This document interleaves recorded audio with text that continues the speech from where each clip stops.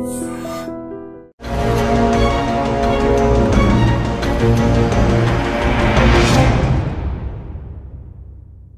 To I dream special debate.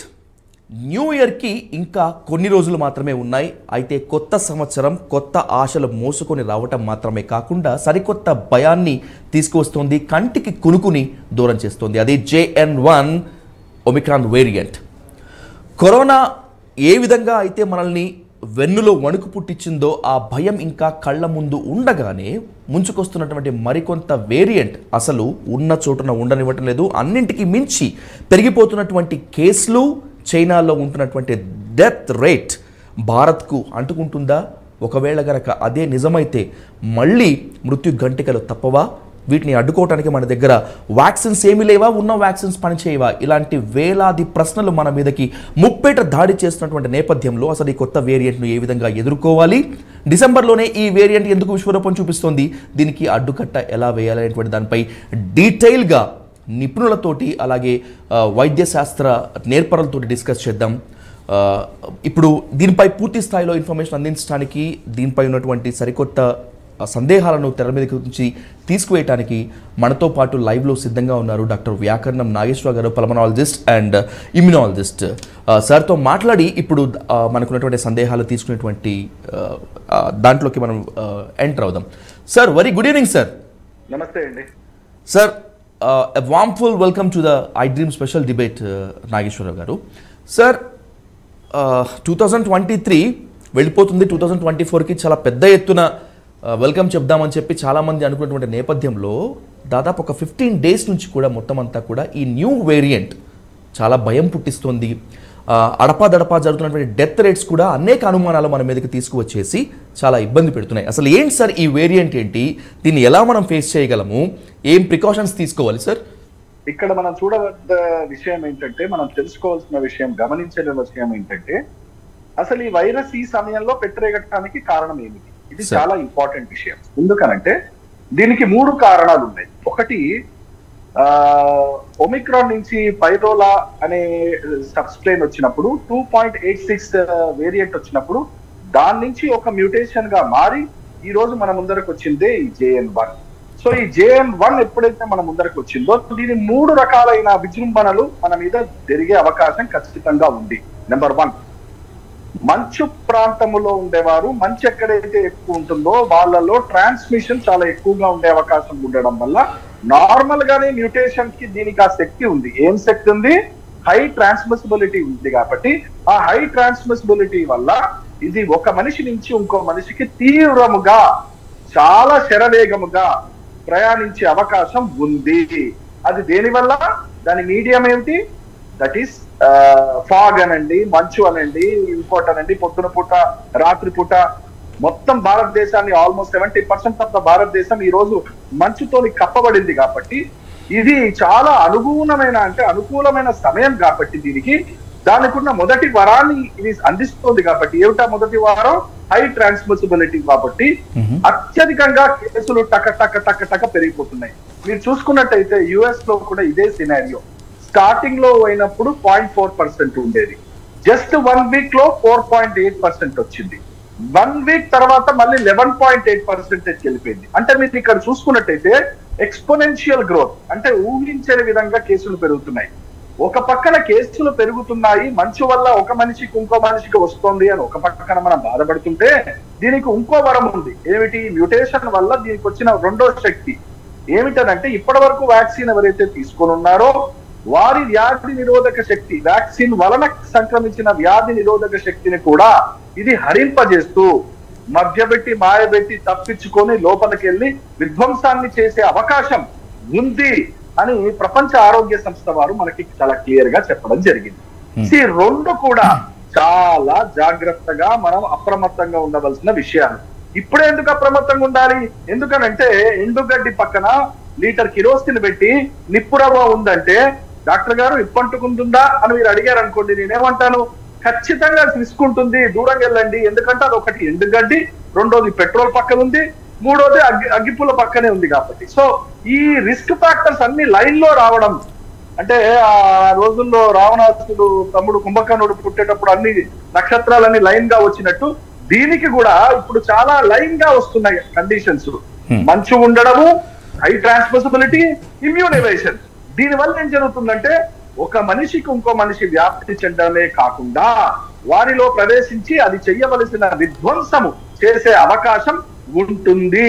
Doctor గారు I want keep you a very and valid question from the people side doctor గారు. ఎందుకంటే ఇప్పుడు corona 2-3 దశల్లో విజృంభణ చూపింది. అది ఏ స్థాయిలో రెచ్చిపోయిందో మనందరికీ తెలుసు. కోవాక్సిన్, కోవిషీల్డ్ పేరుతోటి ఈ వ్యాక్సిన్ ఖచ్చితంగా వేసుకోవాలి అని చెప్పి గవర్నమెంట్స్ నిబంధనలు పెట్టాయి. వ్యాక్సిన్ వేసుకుంటేనే ఇమిగ్రేషన్ అని చెప్పారు, లేకపోతే మిగతావన్నీ చెప్పారు. ఈ వ్యాక్సిన్ వేసుకుంటే సబ్ దర్ద్గా దవా, ఏకి దవా జిందా తెలిసిమాత అనే లెవెల్లో చెప్పారు. కానీ యాజ్ యూ టెల్లింగ్ దట్, మీరు ఇప్పుడు కనుక చెప్పుకున్నట్లయితే వ్యాక్సిన్ వేసుకున్న తర్వాత కూడా వచ్చినటువంటి ఆ ఇమ్యూనిటీ పవర్ని కిల్ చేస్తుంది అనేటువంటిది న్యూ వేరియంట్. అంటే ఇప్పుడు ఆ వ్యాక్సిన్ ఎందుకు కనిపెట్టినట్టు, ఎందుకు బలవంతంగా ఇంజెక్ట్ చేయించినట్లు, ఇప్పుడు అది ఎందుకు పనికిరాదని చెప్తున్నట్లు సార్? అంటే ఇక్కడ మనం గమనించవలసింది ఏంటంటే మనం ఒక ప్రభుత్వ వ్యవస్థలో ఉన్నాం. మనం ఎన్నుకున్న ప్రధానమంత్రి, మనం ఎన్నుకున్న ముఖ్యమంత్రి, దాని నెత్తి మీద రాష్ట్రపతి, దాని పక్కనే రైట్ హ్యాండ్ లో వచ్చేసి మనకి supreme court of India, left hand లో వచ్చి మిలిటరీ వ్యవస్థ. ఇవన్నీ పటిష్టమైన వ్యవస్థలు, మనం గౌరవించదగ్గ వ్యవస్థలు. కాబట్టి వాటికి మనలాగనే చర్చలు తండోపతండాలుగా చర్చలు చేసి ఏమాత్రమైన ఉపయోగం ఉంటుందనే మంచి సద్గుణముతోనే వాళ్ళు ఆలోచించి దీన్ని ప్రవేశపెట్టారనే భావన మనకి కలగాలి. సో ఆ భావన కలిగింది, అందుకనే చాలా మంది వెళ్ళి తీసుకున్నారు. కానీ ఆ తీసుకున్న తర్వాత ఏ భావనతోటైతే, ఏ ఆలోచనతోటైతే వీళ్ళు ఆ వ్యాక్సిన్ పంచారో, గుచ్చారో, కొన్ని రోజులైన తర్వాత, కొన్ని నెలలైన తర్వాత అది కొంత మన లెక్కలు తప్పామా అని ప్రపంచ దేశాల నుంచి వచ్చిన డేటానే చెప్తోంది. సో అందుకనే వారు అప్పుడు చేసిన పని మంచి కోసమే చేశారు. వెల్ఫేర్ స్టేట్ అని అంటాం, జనాలకు ఉపయోగపడే ఆలోచన పెంపొందించే నాయకులున్న రాజ్యము అని అంటాం. అలాంటి మంచి భావనతోనే మనం చూడాలి. కానీ మనం ఎన్ని మాట్లాడుకుంటున్నా, ఎన్ని కవిత్వాలు పలికినా, ఎన్ని చిలక పలుకులు పలికినా టప్ప రాలిపోతున్నారు. యువత గుండెపోట్లు వస్తూనే ఉన్నాయి, న్యూరోలాజికల్ డిజార్డర్స్ పెరుగుతూనే ఉన్నాయి. దీనికి సమాధానం చెప్పేవారు మాత్రం లేరు. సో ఇవన్నీ ఒక పక్కన గవర్నమెంట్ ని నమ్ముతున్నాము, ఇంకో పక్కన గవర్నమెంట్ లో ఉన్న వాళ్ళు ఎవరండి? ఇప్పుడు పక్కన జగన్నాథన్ లాంటి వారు, ఆ పెద్దలు పూజ్యులు, అట్లాంటి వాళ్ళు సైంటిస్టులుగా, సీఎంలు గారు కదా. ఒక మనిషి అయ్యాడు, అబ్దుల్ కలాం గారు, చేతులెత్తి దండం పెట్టాలి. అట్లాంటి వాళ్ళు రేర్ గా వస్తారు. మిగతా వాళ్ళందరూ కూడా రాజకీయ ప్రోద్బలంతో వచ్చిన వాళ్ళు కాబట్టి వాళ్ళకి పాపం అంత సబ్జెక్ట్ నాలెడ్జ్ ఉంటుంది కాబట్టి వాళ్ళు డిపెండ్ అవుతారు. సో వాళ్ళు ఎవరి మీద అయితే డిపెండ్ అవుతారో అప్పుడు మంచిగా ఆలోచించారు కాబట్టి. కానీ వ్యాక్సిన్ తీసుకోవడం వల్ల ఇప్పుడు యథాతథ పరిస్థితుల్లో అంతగా మిమ్మల్ని ప్రొటెక్ట్ చేస్తుందా అని అంటే ఉండదు అనే భావన ఉండాలి. లేదనంటే వ్యాక్సిన్ తీసుకున్నా కదా, నాకేంటి, నేను ఇక్కడ హైదరాబాద్ లో బయలుదేరాను, ఒకటి గుచ్చుకున్నాను, ఢిల్లీలో వెళ్ళి ఇంకోటి గుచ్చుకున్నాను, లండన్ లోకి వెళ్ళి 2 గుచ్చుకున్నాను, 4 తీసుకున్న వాళ్ళు ఉన్నారు నా దగ్గరకు వచ్చి చెప్పేవాళ్ళు. ఎవరైనా ఎన్నైనా తీసుకోనండి. ఇప్పుడున్న పరిస్థితుల్లో ఇమ్యూన్ ఎవేషన్ అనేది మనం మాట్లాడుతున్నామో దానికి మీరు వ్యాక్సిన్ తీసుకున్నారా, తీసుకోలేదా, అది చాలా చక్కగా పసిగడుతుంది. అది తప్పించుకుని ఎలా వెళ్ళాలో దానికి తెలుసు. ఆ మ్యూటేషన్ అర్థమే అది. డాక్టర్ నాగేశ్వర గారు, please permit me one second మీరు చర్చలో పాల్గొనే డాక్టర్ ప్రొఫెసర్ జగన్నాథం గారు కూడా మనతో మాట్లాడడానికి సిద్ధంగా ఉన్నారు. ఆయన వ్యూ పాయింట్ కలుగుకునేటువంటి ప్రయత్నం చేద్దాం. గుడ్ ఈవినింగ్ జగన్నాథం గారు. సార్ నమస్కారం sir, welcome to white dream special debate. Sir చూస్తున్నాం వేరియంట్ క్రమక్రమంగా విస్తరిస్తోంది, డెత్ రేట్ మరణ గంటికలు మోగిస్తోంది. ఒక పక్క భారత ప్రభుత్వాలు కావచ్చు, లేకపోతే ఇంకేదన్నా వైద్యశాస్త్ర నిపుణులు కాబట్టి హెచ్చరికలు పట్టించుకోనట్టుగా ఉన్నటువంటి పరిస్థితి, దాదాపు చేతులు తీసిన పరిస్థితిగానే ఉన్నట్టు ఆఫ్ ద రికార్డ్ చెప్తున్నారు. How do explain? ఏంటి సార్, మీరేం కామెంట్ చేస్తారు ఇప్పుడు సిచ్యువేషన్స్ మీద? ఎలా ఫేస్ చేయాలంటారు? ఇప్పుడే మనకి వ్యాకరణం వారు కరోనా వ్యాకరణాన్ని బాగా వివరించారు. ఎందుకంటే ఈ కరోనా ఆ ఏబిసిడీని మార్చుకుంటోంది, అంటే మ్యూటేషన్ చెందుతోంది. ఒక నిర్మాణం మరొక నిర్మాణంగా మారుతోంది. ఈ ఒక నిర్మాణం మరొక నిర్మాణంగా మారినప్పుడు ఈ కొత్త నిర్మాణం ఏర్పడినటువంటి దానికి లక్షణాలు ఏ విధంగా ఉంటాయి అని ప్రెడిక్ట్ చేయడానికి కూడా శాస్త్రవేత్తల వల్ల చేత కాదండి, అయ్యే పని కాదు. కారణం ఏంటంటే మనకి కరోనా వ్యాక్సిన్ సోకిన తర్వాత ఆ వచ్చిన వాళ్ళ వ్యాధి లక్షణాలను బట్టి ఇది సోకుతున్నటువంటి దీంట్లో 2 ముఖ్యమైనటువంటి లక్షణాలు ఉంటాయి. ఒకటి ఎక్కువ మందికి సోకే లక్షణం ఒకటి రెండవది సోకిన వాళ్ళ యొక్క ఉధృతిని బాగా పెంచేది, అంటే ఇన్ఫెక్టివిటీని పెంచేది రెండోది. ఈ 2 రకాలైనటువంటి లక్షణాలు ఇటువంటి మ్యూటేషన్స్కి వస్తున్నాయి. ఈ రెండిటిల్లో ఏది ఇందులో ఎక్కువగా ఉంది అనేటువంటి దాన్ని మనం స్పష్టంగా అర్థం చేసుకోవాల్సిన అవసరం ఉందండి. ఇది అర్థం చేసుకోవాలంటే మనకి థియరిటికల్గా ఎన్ని మ్యూటేషన్స్ వస్తాయనేటువంటి కంప్యూటేషనల్ నాలెడ్జ్ దాని ప్రకారంగా మనం చెప్పగలిగినా ఫలానా నిర్మాణం కలిగినటువంటి వైరస్ ఈ వ్యాధి లక్షణాలు కలగజేస్తుందని కానీ లేదా ఇంతటి వ్యాప్తిని కలిగి ఉంటుందని కానీ మనం ప్రిడిక్ట్ చేయగలిగేటటువంటి ఎల్గారిథమ్స్ కానీ ప్రిడిక్ట్ చేయగలిగేటువంటి పరిస్థితి కానీ మన దగ్గర లేదు. ఈ పరిస్థితుల్లో మనకి సహజ సిద్ధంగా వచ్చినటువంటి వేరియంట్ ఏదైతే ఉందో ఈ వేరియంట్ ఏమిటి అన్నది కనుక్కునే శక్తి సామర్థ్యాలు మన దగ్గర ఉన్నాయి. ఇది కొంతమందికి స్ప్రెడ్ అయిన తర్వాత దీని గురించి మనకి ఇది స్ప్రెడ్ అయ్యే లక్షణం ఎక్కువ ఉందని లేదా ఇన్ఫెక్షన్ చేసిన తర్వాత ఇన్ఫెక్టివిటీ ఎక్కువగా ఉందని దాని ఆర్జీలో వాల్యూస్ అలా రకరకాలైనటువంటి గణాంకాల ద్వారా ఇది ఎంతమందికి ఒక వైరస్ ఒకళ్ళు ఎంతమందిని వ్యాధిగ్రస్తులు చేయగలరు లేదా ఒక వైరస్ ఇది ఇన్ఫెక్ట్ చేసిన తర్వాత ఎంత ఉధృత స్థాయిలో వారికి ఈ రోగ లక్షణాలను పెంచగలదు అనేటటువంటి విషయం మనం స్టడీ చేసిన తర్వాత మాత్రమే తెలుస్తుంది. అటువంటి పరిస్థితుల్లో గ్రహించినటువంటి మ్యూటెంట్లో JN1 మ్యూటెంట్ ఒకటి. ఇంతకుముందు ఒమిక్రాన్ వచ్చినప్పుడు మనం ఏమనుకున్నాం, మనకి వ్యాధి లక్షణాలు తక్కువగా ఉన్నాయి, మైల్డ్గా ఉన్నాయి, కాబట్టి దీనివల్ల మనకి ఎక్కువ ప్రమాదం లేదనేటువంటి స్థితికి వచ్చాం. 3rd వేవ్ 4th వేవ్లు వచ్చిన తర్వాత 5th వేవ్ అలా వేవులు మారిన తర్వాత దీనివల్ల కొంత ధైర్యం వచ్చింది. దీనికి ధైర్యం రావడానికి కారణం ఏంటంటే 2 కారణాలండి. ఒకటి వ్యాక్సినేషన్ తప్పనిసరిగా కొంత పనిచేసింది. రెండవది కొంతమందికి మనం ఈ కరోనా వ్యాధిగ్రస్తులైన వాళ్ళకు కూడా లక్షణాలు లేకుండా ఉన్నటువంటి వాళ్ళు కొంతమంది ఉన్నారు. ఎసిమ్టోటిక్ అని పిలిచాను దీన్ని. ఈ ఎసిమ్టోటిక్ లక్షణాలు ఉన్న వాళ్ళు కావచ్చు, వైరస్ ఇన్ఫెక్ట్ అయ్యి చేసినటువంటి ఇన్ఫెక్షన్ వచ్చి తగ్గిన వాళ్ళు కావచ్చు, లేదా మనం వ్యాక్సినేషన్ ఇచ్చినటువంటి వాళ్ళు కావచ్చు. వీళ్ళందరూ కలిసి వీళ్ళకి కొంత ఇమ్యూనిటీ వచ్చింది. మనం వ్యాక్సినేషన్ ఇచ్చినప్పుడు కూడా ఒక మాట స్పష్టంగా చెప్పాము, వ్యాక్సినేషన్ ఇవ్వడం వల్ల కరోనా వ్యాధి ఆగదు. ఒకవేళ వ్యాక్సిన్ ఇచ్చిన తర్వాత కరోనా వ్యాధి యొక్క ఉధృతిని తగ్గిస్తుంది, అంటే మరణాలకు వెళ్ళే వాళ్ళని మరణాలు లేకుండా ఆపు చేస్తుంది, ఇన్ఫెక్టివిటీ ఎక్కువగా ఉండే వాళ్ళకి అంత ఇన్ఫెక్టివిటీ లేకుండా తగ్గిస్తుంది. ఇటువంటి లక్షణాలను కలిగి ఉన్నటువంటి పరిస్థితి ఉంది కాబట్టి మనం వ్యాక్సినేషన్ అందరికీ ఇవ్వాలన్నాం. అది వ్యాక్సినేషన్ అందరికీ సజావుగానే పనిచేసింది. అయితే వ్యాక్సిన్ ప్రకారమే ఈ కొత్త వైరస్ పనిచేయాలా అంటే ఇప్పుడు ఇందాక మనకి నాగేశ్వరరావు గారు చెబుతున్నట్టుగా ఇది ఇమ్యూనిటీని ఎవేజివ్ మ్యూటెంట్ అయిందనుకోండి, అప్పుడు మనకి ఇంత మునుపు వచ్చినటువంటి ఇమ్యూనిటీ సరిపోకపోవచ్చు. అటువంటి పరిస్థితుల్లో కూడా దీనికి మరొక లక్షణం ఉందని మనకు వ్యాక్సినేషన్ ఇచ్చినప్పుడు 2 రకాలైనటువంటి ఇమ్యూనిటీ శరీరానికి వస్తుంది. ఇది మనం తెలుసుకుంటే ఆ వ్యాక్సిన్ ఏ రకంగా పనిచేస్తుంది అనేది తెలుస్తుంది. అంటే స్థూలంగా ఒకటి హ్యూమోరల్ ఇమ్యూనిటీ అంటారు, అంటే మన శరీరంలో యాంటీబాడీస్ రైజ్ అవుతాయి. ఇది వచ్చిన వెంటనే మనకి జ్వరం అది రావడం వల్ల ఏదో పనిచేస్తోంది అనే ఒక రకమైనటువంటి సూచన మనకు కలుగుతుంది. ఈ వచ్చినప్పుడు ఫస్ట్ లైన్ ఆఫ్ డిఫెన్స్ ఏంటంటే యాంటీబాడీస్. అయితే ఈ యాంటీబాడీస్ ఎక్కువ కాలం శరీరంలో ఉండవలసిన అవసరము లేదు, ఆస్కారము లేదు. కొంతకాలానికి అవి శరీరంలో నశించిపోతాయి. శరీరం పరిస్థితి ఏమిటి?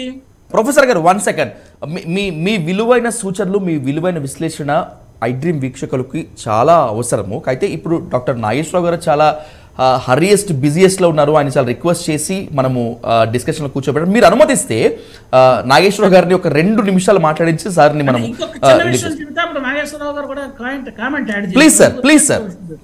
Please carry on sir.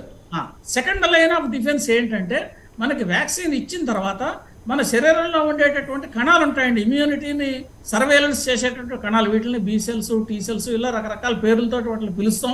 ఆ పేర్లని మనకు అనవసరం ప్రస్తుతం. ఈ సెల్స్ ఏం చేస్తాయంటే ఫలానా వైరస్ మన శరీరాన్ని అటాక్ చేసిందని కానీ లేదా ఒక శరీరానికి ఫారిన్ బాడీ అంటే వ్యాక్సిన్ మన శరీరంలోకి ప్రవేశించి దానికి రక్షణ కలిగించింది అనేటువంటి జ్ఞాపికను కలిగి ఉన్నటువంటి కణాలు కొన్ని ఉంటాయి. ఈ జ్ఞాపిక ఉన్న కణాలు లాంగ్ రన్లో శరీరానికి రక్షణ కలిగిస్తాయి.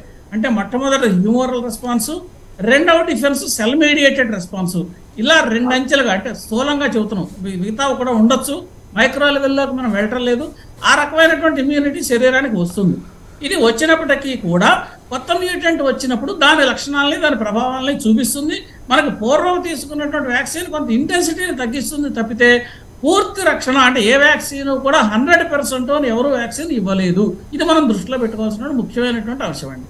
రైట్, థ్యాంక్ యూ ప్రొఫెసర్ గారు. డాక్టర్ నాగేశ్వరరావు గారు, ఒక 3 వ్యాలిడ్ పాయింట్స్తో మీ నుంచి being as a well experienced pulmonologist and మీరు ఇది కాబట్టి సార్ ఖచ్చితంగా మీ మీ సూచనలు ఐడ్రీమ్ వీక్షకుల ద్వారా అవసరం కాబట్టి I want keep you some question sir. Sir ఇప్పుడు ఉన్నటువంటి టీకా కొత్త వేరియంట్లను అడ్డుకోవటానికి ఏమాత్రం పనికిరాదా? వీటి కోసం మరికొత్తవి కనిపెట్టాల్సి ఉంటుందా అనేటువంటి ఈ రెండు అంశాలతో పాటు అసలు ఇప్పుడు కొత్త వేరియంట్ లక్షణాలని ఏ విధంగా గుర్తుపట్టాలి? అంటే ఇప్పుడు సాధారణంగా వస్తున్నటువంటి జ్వరానికి, గొంతు నొప్పులకి, ఒళ్ళు నొప్పులకు కూడా వేరియంట్ అని చెప్పి భయపడుతున్నటువంటి ఈ సమయంలో ఎలా గుర్తుపట్టాలి అసలు వీటిని? జగన్నాథన్ గారు is the master of the subject కాబట్టి వారు డెఫినెట్ గా ఈ గొట్ కమాండ్ ఆన్ దిస్. చాలా చక్కగా చెప్పారు డిఫెన్స్ సిస్టమ్స్ గురించి. వారు చెప్పిన విశ్లేషణలోనే మనకి పెద్దలు మాట్లాడిన దాంట్లోనే సమాధానం కూడా ఇమిడి ఉంది. ఏమిటనంటే, ఎస్, నేను ఈ రోజు భయపడి ఈ రోజు కరోనా వ్యాక్సిన్ గుచ్చుకున్నాను అనుకుందాం. నాకు 15 రోజుల్లోనో వారం రోజుల్లోనో అది నాకు ప్రొటెక్షన్ గా వచ్చే అవకాశం తక్కువ. ఎందుకనంటే దానికి ఒక సమయం, దానికి ఒక కాల పరిమితి ఉంది. అది లోపలికి వెళ్ళంగానే ఇదేదో గ్లూకాన్ డి అడ్వర్టైజ్మెంట్ లో వాడు గ్లూకాన్ డి తాగంగానే ఇలా పెద్దగా అయిపోయి సూపర్ మ్యాన్ లాగా దూకినట్టు అలా ఉండదండి. యాంటీబయాటిక్స్ ఫంక్షన్ అని మీ వ్యాక్సిన్ కానీ it takes time. It effects the immune system. ఆ సెల్యులార్ లెవెల్లో ఇమ్యూన్ సెల్స్ ని అది మార్చే అవకాశంగా దాన్ని వాడతాం. కరాఖండిగా చెప్పాలంటే ఇప్పుడున్న పరిస్థితుల్లో వ్యాక్సిన్ గురించి ఎంత తక్కువగా మాట్లాడితే అంత శ్రేయస్కరం. మరి ఏం మాట్లాడాలండి? ఏం మాట్లాడాలి అంటే, ఫస్ట్ నువ్వు ఇప్పుడు ఎలా ఉంది అంటే సునామీ వస్తుంది, గవర్నమెంట్ కి ఫోన్ చేస్తున్నారంటే 2 హెలికాప్టర్లు పంపిస్తారా అని అడిగామనుకోండి, వాడు నీ ఫోన్ ఎత్తి మాట్లాడి, వాడు వేరే లైన్లు పెట్టి, వాడు డిఫెన్స్ మినిస్ట్రీకి చెప్పి, వాడెత్తి ఫోన్ చెప్పి, పైలట్ ఇడ్లీ తింటుంటే వాడు వచ్చి వాడు హెలికాప్టర్ వేసుకుని వచ్చే లోపల మిమ్మల్ని గుర్తుపట్టడం కష్టం. ఎందుకంటే ఆ సునామీ కొట్టుకోబోతారు. మీరు అసలు ఉంటామో లేదో తెలియదు కదండి సార్. అసలు ఇంపాసిబుల్. ఇప్పుడు మీరు చేయవలసింది ఏంటంటే, మీరు ఆల్రెడీ సింబల్ మీ ముందర ఉంది. మీరు ఏం చేయాలి? పోలీస్ కి ఫోన్ చేస్తారా? ఫారెస్ట్ డిపార్ట్మెంట్ కి ఫోన్ చేస్తారా? పరుగు మీరు ఎక్కడికి వెళ్ళాలో, ఎక్కడికి ఎక్కుతారో, ఏ చెట్టుకు ఎక్కుతారో, ఏ పుట్టను దాక్కుంటారో first you protect yourself అని అంటాం కదా. Same situation. ఈ రోజు ప్రజలు కరోనా ముందర నిలబడ్డారు. ఈ పరిస్థితుల్లో నేనేం చేస్తే బాగుపడతాను, నా కుటుంబాన్ని నేను ఏం చేస్తే కాపాడగలుగుతాను అని తెలుసుకోవాల్సిన అవసరం కుటుంబంలో ఉన్న పెద్దకి బాధ్యత, అందరినీ చూసుకోవాల్సిన బాధ్యత ఉంటుంది. ఇక్కడ ఐ డ్రీమ్స్ ప్రేక్షకులకి ఇప్పటి వరకు ఎవ్వరూ కూడా ఆలోచించని విషయము ఒక ఇమ్యూనాలజిస్ట్ గా నేను నిస్సందేహంగా చెప్తున్నాను. ఏం జరుగుతుందనంటే, ఎంతసేపు జలుబే కదా, ఏమైతుంది, వైరస్సే కదా, దగ్గే కదా, 2 రోజులు జ్వరం వస్తే ఇంట్లో పడుకుంటాను కదా, దాని వల్ల నష్టం ఏమిటి? మాత్రం 4 రోజులు పడుకొని 5వ రోజు తిరిగి వెళ్ళిపోతాను, నేను జయించేశాను, కోవిడ్ వారియర్స్, ఇలా మనం మాట్లాడుకున్నాం కదండి స్టార్టింగ్ లో. ఇప్పుడు నేను చెప్తున్న విషయాలు చెప్తున్నాను. ఒక్కసారి ఇంట్లో పిల్లి దూరింది అనుకోండి, ఆ కిచెన్ లో గిన్నెలు పడేస్తుంది, అక్కడ పాలుంటే పాలు కింద పడేస్తుంది, అక్కడ అన్ని నానా ధ్వంసం చేసి వెళ్ళిపోతుంది పిల్లి మనం వచ్చేసరికి. అదే పిల్లి కాదనుకోండి, ఒక సింహం వచ్చింది మీ ఇంట్లోకి, అది ఏం చేస్తుంది? నీ కిచెన్ దగ్గర పాలు ఇదో చూడదు, అది వెయిట్ చేస్తూ ఉంటుంది. ఎప్పుడు డోర్ ఓపెన్ చేస్తాడా లటక్మని పట్టుకొని నోట్లో పెట్టుకుందామని చూస్తుంది. ఈ రోజు మనం డీల్ చేస్తున్న విషయం ఒక సింహం గురించి. అంటే అది రావడం అనేది జరిగితే డ్యామేజ్ అవ్వడం అనేది ఖచ్చితము. ఆ డ్యామేజ్ చావు వరకు వెళ్తుందా? వెళ్ళకపోవచ్చు, కానీ డ్యామేజ్ ఇస్తే టైర్ ఎంత గట్టిదైనా, నేను బండల మీద రాళ్ల మీద తిరిగితే డ్యామేజ్ వియర్ అండ్ టేర్ ఉంటుందా? టైర్ కి ఉంటుందా? ఉంటది. వాడు ఎన్ని అడ్వర్టైజ్మెంట్ చెప్పినా ఆ టైర్ కి వియర్ అండ్ టేర్ ఉంటది. అట్లాగే ఎంత మనం చెప్పినా కూడా నాకేం లేదండి, నేను బయటపడ్డానండి అని అంటారు. కాదండి, ఒక్కసారి వైరస్ సోకితే మీ శరీరములో ఉన్న అవయవాలని, వ్యాధి నిరోధక శక్తిని, కీలకమైన మెటబాలిక్ డిజార్డర్స్ ని తెచ్చిపోతుంది. అది చాలా మంది ఏమనుకుంటారంటే కరోనా వైరస్ వల్ల దెబ్బ పడుతుందా, వైరస్ వల్ల దెబ్బ పడదా అని, కరోనా వ్యాక్సిన్ వల్ల దెబ్బ పడుతుందా లేదా అని మనం మాట్లాడుకున్నాం. వైరస్ వ్యాక్సిన్ వరకు కాదు, ఈ వైరస్ ఇంజనీర్, ఈ వైరస్ డ్యామేజ్ చేయడానికి వస్తుంది. ఈ వైరస్ రావడమే మీ కాలేయమో, మీ మూత్రపిండాలో, మీ మెదడో డ్యామేజ్ చేయడానికి వస్తుంది.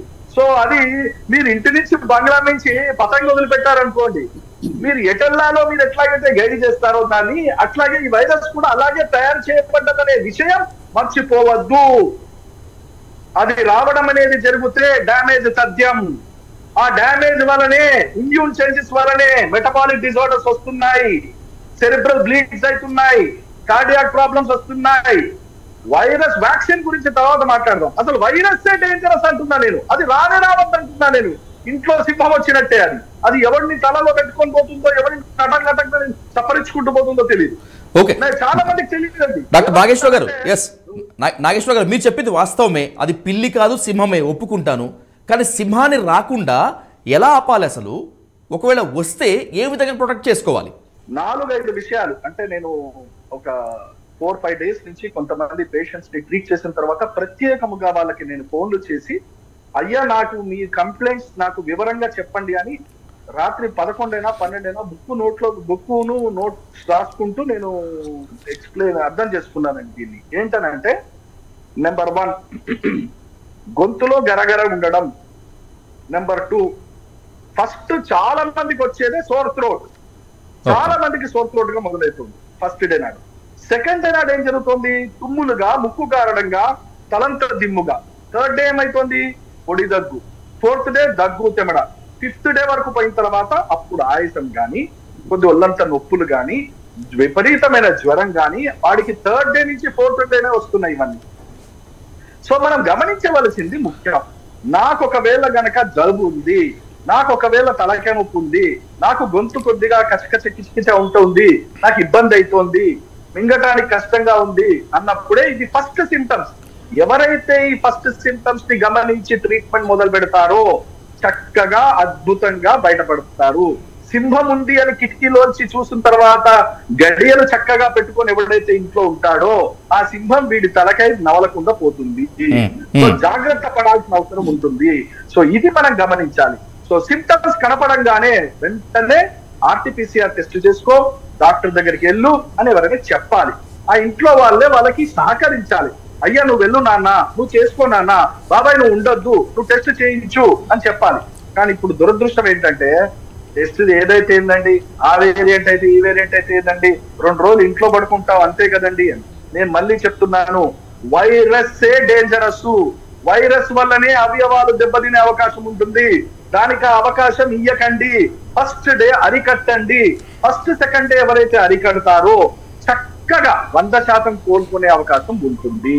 Right sir, thank you so much doctor Nageswara garu. మీ విలువైన సమయాన్ని మాకు కేటాయించి ఏ జాగ్రత్తలు తీసుకోవాలో, ఏ జాగ్రత్తలు తీసుకుంటే ప్రాణాపాయం రాదో అని చెప్పి ఇంత బిజీ షెడ్యూల్లో కూడా ఐ డ్రీమ్ వీక్షకులకు విలువైన సమాచారాన్ని మాకు అందించినందుకు thank you so much for the participation of in to this debate sir. మళ్ళీ ఈ వేరియంట్ అయిపోయేంత వరకు ప్రజలకు మొత్తానికి భయం కన్నా కూడా అవేర్నెస్ ముఖ్యం కనుక మీలాంటి వెల్ ఎక్స్పీరియన్స్డ్ పల్మనాలజిస్ట్ అండ్ అలాగే ఇమ్యునాలజిస్ట్ యొక్క సలహాలు, సూచనలు మాకు అవసరం అయినప్పుడు ఖచ్చితంగా మిమ్మల్ని కాంటాక్ట్ చేస్తాం. Thank you so much sir. Thank you so much. Jagannatham గారు నమస్కారం సార్. నమస్కారం. స్టూడియో వారికి నమస్కారం. Thank you. Thank you so much sir. Let's discuss this topic with professor Jagannatham గారు. ఇప్పటి వరకు డాక్టర్ వ్యాకరణం నాగేశ్వర గారు చేసినటువంటి సలహాలు, సూచనలతో మాత్రమే కాకుండా కొన్ని సున్నితమైన హెచ్చరికలను కూడా చూసాం. అలాగే తనకున్నటువంటి విశేష అనుభవంతో ఈ వ్యాక్సిన్స్ ఏ విధంగా అడ్డుకుంటాయి, కొత్త వేరియంట్లని మనం ఏ విధంగా అడ్డుకోవాలి, ఏ విధంగా ప్రాణాపాయం నుంచి బయటపడాలని తెలియజేసేందుకు ప్రొఫెసర్ జగన్నాథం గారు మనతో ఉన్నారు. మాట్లాడదాం. జగన్నాథం గారు, ఇప్పటి వరకు డాక్టర్ వ్యాకరణం నాగేశ్వర గారు ఏం చెప్పారో మనం చాలా జాగ్రత్తగా విన్నాం. మీరు కూడా చాలా కీన్గా అబ్జర్వ్ చేశారు.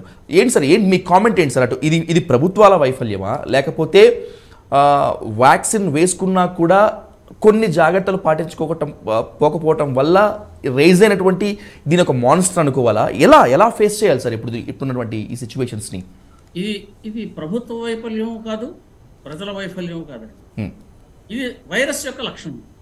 ఎందుకంటే వైరస్ మనకు మొట్టమొదటి వచ్చినప్పుడు దాన్ని చూసి మనం లాక్డౌన్ చేసుకున్నాం. ఎందుకు చేసాం? అది మన దగ్గరికి రాకుండా ఉండడం కోసం అనేటువంటిది జాగ్రత్తలు తీసుకోవడం కోసం అని చెప్పి ఆ లాక్డౌన్ చేయాల్సినటువంటి పరిస్థితి మనకు ఏర్పాటైంది. ఇది వైరస్లో ఉన్న లక్షణం ఏమిటంటే, ఈ వైరస్ అనేక మంది ఒకళ్ళ నుంచి ఒకళ్ళకి సోకేటప్పటికి ఇది పరివర్తనాలు చెందేటటువంటి లక్షణాలు కూడా కలిగి ఉంది. అంటే మనకు మొట్టమొదట COVID-19 2019 సంవత్సరంలో ఏదొచ్చిందో ఇప్పుడు ఈవేళ వైరస్ లేదు. ఇప్పుడు దాంట్లో ఉన్న స్పైక్ ప్రోటీన్లో అనేక రకమైనటువంటి మార్పులు చెందాయి. అందుకనే దానికి JN1 అని, XBB అని, BA2 అని ఇలా రకరకాల నామకరణాలు చేస్తూ వచ్చాం. ఒక్కొక్క మ్యూటెంట్కి ఒక్కొక్క నామకరణం చేస్తూ వచ్చాం. అయితే మనం అనుకున్నట్టుగా ఒక్కొక్క మ్యూటెంట్ కొన్ని ప్రత్యేక లక్షణాలు కలిగి ఉంది. ఇప్పుడు ముఖ్యంగా JN1 వచ్చేటప్పటికి వచ్చే పరిస్థితి ఏంటి అంటే, ఇది తప్పనిసరిగా కొన్ని మరణాలను కూడా కలగజేసింది. ఇది చాలా ముఖ్యమైనటువంటి విషయం అండి.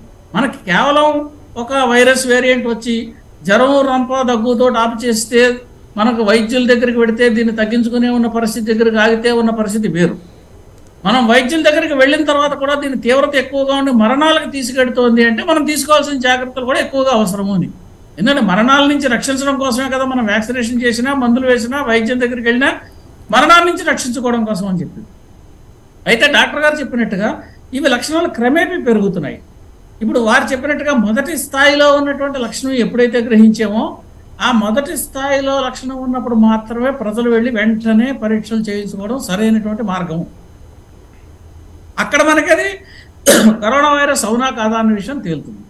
అది కరోనా వైరస్ అవునా కాదా అని చెప్పి RT-PCR చేసిన తర్వాత నిర్ధారణ చేసిన తర్వాత దానికి ఏ రకమైనటువంటి వైద్యం చేయాలి. ఇది ఇన్ఫ్లుయెన్జా, ఎందుకంటే ఈ JN1 అనేటువంటి వేరియంట్ ఏదైతే వచ్చిందో దీనికి ఇన్ఫ్లుయెన్జా లైక్ ఇన్ఫెక్షన్స్, అంటే ఇన్ఫ్లుయెన్జా వైరస్ అటాక్ చేస్తే ఏ రకమైన లక్షణాలు ఉన్నాయో దీనికి కూడా రమారమిగా అవే లక్షణాలు ఉన్నాయి. కాబట్టి మనకి మిస్లీడింగ్ రిజల్ట్స్ అనమాట. అంటే ఒక వైరస్ మనకు మిస్లీడ్ చేస్తోంది. ఇది ఇన్ఫ్లుయెన్జానా కరోనానా ఈ రెండింటికి మధ్యలో ఏదో తెలియని పరిస్థితి. అందుకని ఇందాక డాక్టర్ గారు క్రమేపీ పెరుగుతున్న లక్షణాలు చెప్పేటప్పుడు మొదటి దశ, రెండవ దశ, ఏదో దశలో కనీసం వెళ్ళి పరీక్ష చేసుకుని వెంటనే ఐసోలేషన్ అయిపోవాలి.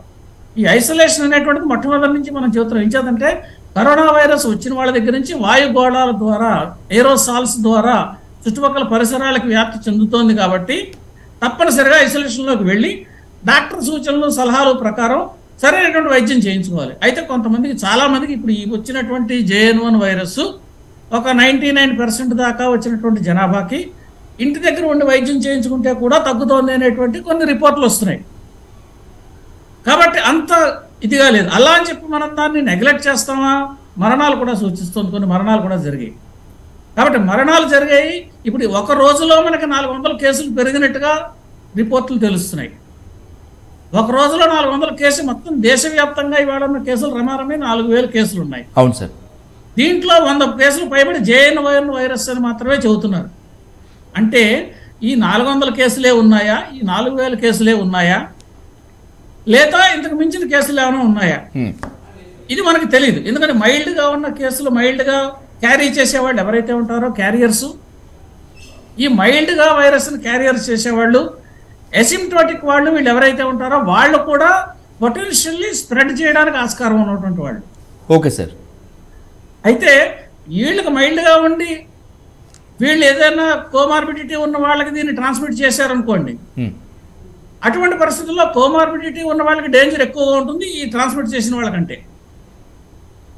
ఈ పరిస్థితుల్లో కోమార్బిడిటీస్ ఉన్న వాళ్ళు, అంటే షుగరు, డయాబెటీస్, హార్ట్ అటాక్, ఇలా సైడ్ సిమ్టమ్స్ వేరే ఇతరత్ర బాధలతో ఉన్న వాళ్ళు ఎవరైనా ఉండి వాళ్ళకి రంప, దగ్గు, జ్వరం ఇలాంటివైనా కనుక వచ్చినట్టయితే తక్షణమే పరీక్షలు చేయించుకోవాలి, ఆలస్యం చేయకుండా. వృద్ధులైన వాళ్ళు, వీళ్ళల్లో ఎవరికి ఈ సిమ్టమ్స్ కనిపించినా తక్షణమే పరీక్షలు చేయించుకోవాలి.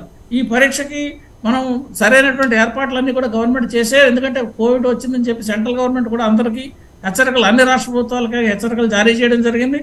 రమారమే 28 జిల్లాలు ఈ కోవిడ్ వ్యాధిని ఏవే ఉన్నాయో వాటిని కూడా వాళ్ళు గుర్తించారు.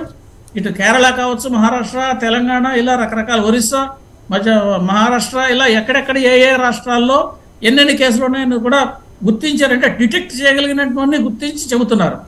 కాబట్టి ఇది స్ప్రెడ్ ఎక్కువగా ఉంది అని మనకి డాక్టర్ గారు కూడా చెబుతున్నారు. కాబట్టి ఎంచేది వైరస్ వచ్చిన తర్వాత తెలుస్తుంది స్ప్రెడ్, ఇన్ఫెక్టివిటీ ఖచ్చితంగా కనిపిస్తుంది, మరణాలు కనిపిస్తున్నాయి. కాబట్టి ఇన్ఫెక్టివిటీ ఉంది అన్నది తెలుస్తుంది, అంటే పెరిగిన ఇన్ఫెక్టివిటీ ఉంది అన్నది తెలుస్తుంది. అంటే మన ఇమ్యూనిటీ ఉన్నప్పటికీ కూడా దాన్ని కూడా అధిగమించి మరణానికి తీసుకెడుతోంది అని.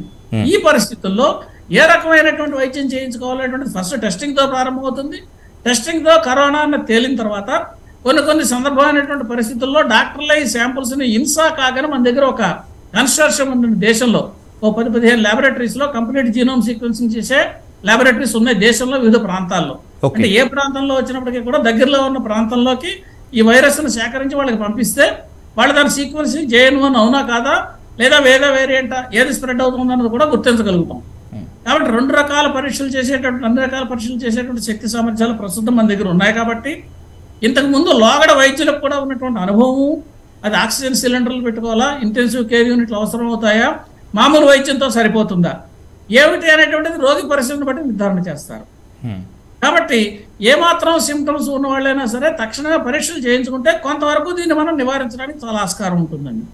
ఈ దగ్గు రప్ప ఉన్నప్పుడు అది మొట్టమొదట చిన్న కర్రైనా కానీ పెద్ద పామైనా కానీ చిన్న కర్రతో కొట్టాలంటారు. ఆ కర్రతో కొట్టి ముందర పాముని మనం సమాప్తం చేయాలి. కాబట్టి వెంటనే పరీక్షలు చేయించుకుని డాక్టర్ సూచనలు సలహాల మేరకు ఏం చేస్తే బాగుంటుందో, డాక్టర్ దగ్గరికి వెళ్లకుండా కూడా ఐసోలేషన్లోకి వెళ్ళినా కూడా మంచిదే, తర్వాత డాక్టర్ దగ్గరికి వెళ్ళి పరీక్షలు చేయించుకోవచ్చు. ఎందుకంటే స్ప్రెడ్ నిరోధించడం అనేటువంటి చాలా ఇంపార్టెంట్ ఇందులో. కాబట్టి ఈ రకమైనటువంటి జాగ్రత్తలు తీసుకోవడం ద్వారా దీన్ని వ్యాప్తిని కొంతవరకు అరికట్టగలుగుతాం. మళ్ళీ మాస్క్ ధరించడం అనేటువంటిది కూడా ప్రతి ఒక్కరూ కూడా ధరిస్తే మంచిది. అసిమ్టోటిక్ ఉన్న వాళ్ళు కూడా మాస్క్ తీసుకుంటే స్ప్రెడ్ని ఆపు చేయగలుగుతాము. కాబట్టి ఇంతకు మునుపు మనం ఏవైతే కరోనాకి కావాల్సినటువంటి జాగ్రత్తలు తీసుకోవాలని చెప్పామో వాటిలన్నింటినీ తీసుకుంటూ మరొక ముఖ్యమైనటువంటి విషయం ఏంటంటే ఇప్పుడు ఈ వారం రోజుల్లోనూ మనకి పండగలు చాలా వస్తున్నాయి. కాబట్టి అనేకమైనటువంటి మనుషులు గుమిగూడే ప్రమాదం ఎక్కువగా ఉంది, గుమిగూడే అవకాశం ఎక్కువగా ఉంది.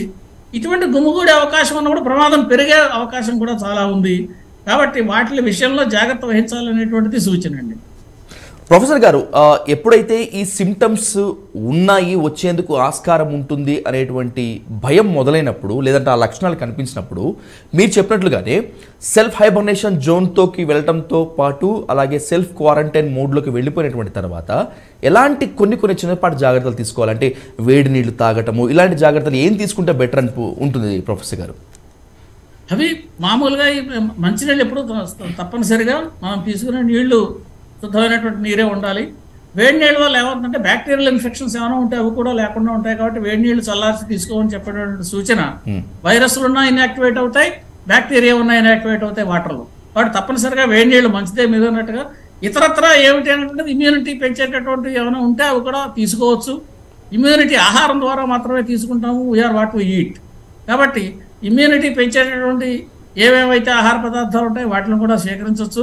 అయితే ఐసోలేషన్లో ఉండడం వల్ల అడ్వాంటేజ్ ఏంటంటే వీళ్ళు ఐసోలేషన్ అయ్యారు కాబట్టి వ్యాధి లక్షణాలు పెరుగుతున్నాయని కనుక తెలిస్తే అప్పుడు పరీక్ష చేయించుకోవచ్చు. అంటే వెంటనే పరీక్ష చేయించుకోవడానికి కొంచెం ఆసక్తి లేకపోయినా, ఆసక్తి అశక్తత ఈ రెండింటిలో ఏవి లేకపోయినా 2-3 రోజులు ఆగితే లక్షణాలు పెరుగుతాయి. కాబట్టి అవసరాన్ని బట్టి అప్పుడైనా కానీ తప్పనిసరిగా పరీక్ష చేయించుకోవాలి. ఐసోలేషన్లోకి వెళ్ళడం అనేటువంటి ప్రారంభంలోనే చేస్తే స్ప్రెడ్ నిరోధించగలుగుతాం. అందుకని ఐసోలేషన్ సూచిస్తుంది. సార్, లాస్ట్ టైం కరోనా 2 దశల్లో బాగా విజృంభించినప్పుడు వ్యాక్సిన్ వేసుకుంటే మళ్ళీ ఇలాంటి వైరస్ రాదు అని చెప్పి అనుకున్నాము. మన దురదృష్టవశాత్తు మళ్ళీ ఇప్పుడు JN1 వేరియంట్ వచ్చింది. కనీసం ఇప్పుడైనా కూడా ఈ వైరస్ ఆగిపోతుంది అనుకోవటం మంచిదే అంటారా, లేకపోతే అత్యాశ అంటారా? ఈ వైరస్ గురించి మనం చాలాసార్లు మాట్లాడుకున్నప్పుడు ఏ విషయం చెప్పామంటారంటే ఇప్పుడు ఎండమిక్ స్టేట్కి వచ్చింది. Okay sir. ప్రస్తుతం ఎండమిక్ స్టేట్ అంటే ఏంటంటే అంత ముందు ఉండేటువంటి ఉధృతంగా ఉండేటువంటి ఇన్ఫెక్షన్స్ పెంచేటువంటిది, ఇన్ఫెక్షన్ రేటు పెంచేటటువంటి లక్షణాల నుంచి మనం తీసుకున్న చర్యల ద్వారా కావచ్చు, దాని అంతర్గత దానికి వచ్చినటువంటి మార్పుల ద్వారా కావచ్చు, అది కొంత డార్మిటరీ స్టేట్కి వచ్చిందంటే ఏమీ చేయని పరిస్థితిలోకి వచ్చింది. అంటే మనిషిలో ఉన్నా అది మిమ్మల్ని ఏం చేయకుండా అలా ఉంటుంది. ఇంతకుముందు పాండమిక్ స్టేట్, ఇప్పుడు పాండమిక్ నుంచి ఎండమిక్ వచ్చామా సార్? ఎండమిక్ వచ్చింది. కాబట్టి ఎండమిక్ వచ్చింది కాబట్టి ఇది ఏమవుతుందంటే ఎవరో కొంతమందిలో ఈ వైరస్ ఉందనుకోండి, ఒకళ్ళిద్దరిలో ఎప్పుడూ ఉంటుంది. ఇది పూర్తిగా పోయేటటువంటి వైరస్ కాదు, మన మధ్యన ఎప్పుడూ ఉంటుంది ఈ వైరస్. దీన్ని ఎప్పుడు మనం మర్చిపోకూడదు. అయితే ఈ మన మధ్యన ఉండేటటువంటి వైరస్ ఈ ఎండమిక్ మళ్ళీ పాండమిక్లోకి తీసుకెడుతుందా అన్న ప్రశ్న చూస్తే తప్పనిసరిగా ఈ ఉన్నటువంటి మనం తీసుకున్నటువంటి చర్యలు కావచ్చు, మన భారతదేశంలో మనం చేసినటువంటి వ్యాక్సినేషన్లు కావచ్చు, ఈ రకమైనటువంటి మన వైద్యులు చేసినటువంటి వైద్యం అందించింది కావచ్చు, ఈ హెర్డ్ ఇమ్యూనిటీ కావచ్చు, రకరకాలు మనం ఏవైతే మాట్లాడుకున్నామో ఈ రకమైన ఇంకొక విషయం ఇక్కడ నేను యాడ్ చేయాల్సిన పాయింట్ ఏంటంటే మనకి పాండమిక్ వచ్చినటువంటి రోజుల్లో కూడా ఇతర దేశాల వాళ్ళతో పోలిస్తే భారతదేశంలో ఉన్న వాళ్ళ యొక్క ఇమ్యూనిటీ కొంచెం ఎక్కువగానే ఉన్నట్టుగా మనం కొన్ని రకాలైనటువంటి స్టాటిస్టిక్స్ ద్వారా అర్థం చేసుకున్నాం. Okay sir. మిగతా వాళ్ళతో పోలిస్తే అందుకనే మనకి చాలా మటుకి ఇప్పుడు మనకి ప్రిడిక్షన్స్ ఏంటంటే ఇండియాలో కనుక కోవిడ్ వస్తే ఎన్ని లక్షల మంది మరణిస్తారు అనేటువంటి థీరీస్, అవి ఎస్టిమేట్స్ కూడా చెప్పారు. ఆ ఎస్టిమేట్స్ అన్నీ కూడా రాంగ్ అని ప్రూవ్ అయ్యాయి మన దేశం విషయానికి వచ్చేటప్పటికి. దానికి కారణం మనం తీసుకున్నటువంటి చర్యలు, మన వైద్యులు, మన శాస్త్రవేత్తలు ఎలాంటి వ్యాక్సిన్లు మన దేశంలోనే తయారు చేయడము, మన దేశంలో తయారు చేసినటువంటి వ్యాక్సిన్ ప్రజలందరికీ కూడా సరైనటువంటి రీతిలో పంపిణీ చేయడము. అయితే మీరు ఇందాక అడిగిన ప్రశ్నలకు వ్యాక్సిన్ ఇస్తే కరోనా ఆగిపోతుంది, వ్యాక్సిన్ ఇస్తే కరోనా ఆగిపోతుంది అని మనం ఎప్పుడూ చెప్పలేదు. ఎందుకంటే ప్రతి వ్యాక్సిన్కి కూడా కొంత ఎఫిషియన్సీ ఉంటుందండి. దాన్నే మనం 60% అని 90% అని ఆ వ్యాక్సిన్లు బట్టి మనం అప్పట్లో మాట్లాడుకున్నాం. mRNA వ్యాక్సిన్ 99% ఉంది, మన దేశంలో తయారు చేసిన దానికి 70% ఉంది, లేదా ఫలానా వ్యాక్సిన్ 68% ఉంది. ఈ పర్సంటేజ్లు మాట్లాడుకున్నది అర్థం ఏంటంటే అంతమందిని రక్షిస్తుంది, అయితే ఈ రక్షణ అంత శాతం ఆపుతుంది. అటువంటి రక్షణ వల్ల ప్రయోజనం ఏమిటి? వేరే కనుక వైరస్ వెంటనే అటాక్ చేసినప్పుడు మ్యూటెంట్ కావచ్చు, ఒరిజినల్ కావచ్చు, ఏది అటాక్ చేసినా మన శరీరంలో కొంత రక్షణ ఉంటుంది. ఈ వ్యాక్సిన్ తీసుకోవడం వల్ల ఆ ఒరిజినల్గా వ్యాక్సిన్ లేకుండా ఉన్న వాళ్ళకి తీసుకోవడం వల్ల ఉండేటువంటి ఉధృతి తగ్గుతుంది. మనకి గణాంకాలు ఏం చెబుతున్నాయంటేనండి, మన దేశంలోనూ ప్రపంచవ్యాప్తంగా మనం ఇచ్చినటువంటి వ్యాక్సిన్ల వల్ల ప్రమాదమీగా 35 లక్షల మంది యొక్క జీవితాలను రక్షించబడ్డాయి అనేటటువంటి ఎస్టిమేషన్ కూడా చేశారు. అంటే వ్యాక్సినేషన్ వల్ల మనకు కొంత ప్రయోజనం కలిగింది, దాంట్లో అనుమానం లేదు. అయితే అది ఫుల్ ప్రూఫ్ కాదు, వ్యాక్సినేషన్ చేయించుకున్న వాళ్ళకి కూడా రావచ్చు. కాబట్టి ఈ పరిస్థితుల్లో డాక్టర్లను సంప్రదించడం, కోమార్బిడిటీస్ వాళ్ళు ఉన్నవాళ్ళు తప్పనిసరిగా వెంటనే సంప్రదించడం చేయడం వల్ల వాళ్ళు ఏ రకమైనటువంటి చర్యలు తీసుకుంటే వాళ్ళకి సరైనటువంటి ఆరోగ్యం సాగుకోరుతుందో, మళ్ళీ తిరిగి మామూలుగా ఏ అనారోగ్యం లేకుండా ఉంటారో అది డాక్టర్లు సూచిస్తారు. అయితే ఇంకొక ముఖ్యమైన విషయం మనం మర్చిపోకూడదు. ఇందాక డాక్టర్ గారు 2-3 సార్లు పదే చెప్పారు. ఏమిటది? కరోనా వైరస్ రాకుండానే చూసుకోవాలి. ఎందుకంటే ఇది ప్రొలాంగ్డ్ వైరస్, అంటే వైరస్ దీర్ఘకాలికంగా వచ్చి తగ్గిపోయిన తర్వాత కూడా ఆఫ్టర్ ఎఫెక్ట్స్ ఉన్న వాళ్ళు కూడా చాలా మందిని చూసాం. ఏది పూర్తిగా తగ్గిపోయిన తర్వాత హార్ట్ అటాక్లు వచ్చిన వాళ్ళు, పూర్తిగా తగ్గిపోయిన తర్వాత ఇతరత్వ బాధలు వచ్చిన వాళ్ళు ఇవి చూసాం. కాబట్టి సాధ్యమైనంత వరకు అది అటాక్ కాకుండా చేయడానికి మనం ప్రయత్నం చేయాలి. మన చేతుల్లో అది లేదు, కానీ మన ప్రయత్నం మనం మానకూడదు. తప్పకుండా ప్రొఫెసర్ గారు, ఇంత విలువైన సూచనలు సలహాలు మీరు ఇచ్చారు. వ్యాక్సిన్ తీసుకుంటే ఏ విధంగా ఉంటుంది, అలా వ్యాక్సిన్ తీసుకోకపోతే ఏ విధంగా ఉంటుంది, వ్యాక్సిన్ తీసుకున్నా కూడా ఎలాంటి జాగ్రత్తలు పాటించాలి అనేటువంటిది ఇంత విలువైన సూచనలు ఇచ్చినందుకు మీకు ప్రత్యేక ధన్యవాదాలు తెలియజేస్తున్నాం. అలాగే ఈ చర్చలో పాల్గొనే iDream వీక్షకులకు ఇంత వాల్యుబుల్ అడ్వైస్ ఇచ్చినందుకు కూడా మరొకసారి మీకు ధన్యవాదాలు తెలియజేస్తాం. Thanks for participation in the debate sir. Thank you so much professor garu. Thank you so much. So ఇది కొత్తగా విజృంభిస్తున్నటువంటి వేరియంట్ పైన ఇప్పటివరకు ఉన్నటువంటి డిబేట్. iDream ఖచ్చితంగా ప్రజలకు అవగాహన కలిగించాలి, ప్రజల్లో ఉన్నటువంటి అపోహలను తీసివేయాలి. ఎందుకంటే ఏదైనా ఒక ఉత్పాతం ముందుకు వస్తున్నప్పుడు మిగతా వాళ్ళందరూ కూడా ఆ భయోత్పాతాన్ని ఇంకా పెంచే విధంగానే తమ వంతు ప్రయత్నం చేస్తున్నారు. ఆ పాండమిక్ స్టేట్లో అటు మీడియా కానీ ఇటు మిగతా వాళ్ళందరూ కానీ ఏ విధంగా బిహేవ్ చేశారనేటువంటిది మనకు అంతా తెలిసిందే. ఈ సిచ్యువేషన్స్లో వాట్ ఈస్ ఫ్యాక్ట్, ఏది నిజం ఏది అబద్ధం, ఏది పాటిస్తే ఈ మృత్యుఘంటికలు మోగకుండా ఉంటాయి, దేనికి దూరంగా ఉంటే ప్రాణాలు అంతా కూడా సేఫ్లో ఉంటాయి అనుకునేందుకే iDream ఈ స్పెషల్ డిబేట్ నిర్వహించింది. ఈ కరోనా వేరియంట్ అలాగే ఈ పాండమిక్ ఇప్పుడు ఎండమిక్ స్టేట్లో ఉన్నాం కాబట్టి సరిపోయింది, కానీ మళ్ళీ ఏమాత్రం అజాగ్రత్త పాటించినా కూడా మళ్ళీ పాండమిక్లోకి వెళ్ళేటువంటి డేంజర్ జోన్లో మనం ఉన్నామనేటువంటి విషయం ఎట్టి పరిస్థితుల్లో ప్రతి ఒక్కరు గుర్తు పెట్టుకోవాలని చెప్పి మనం చేస్తూ thank you so much and thanks for watching and please stay tuned to iDream News.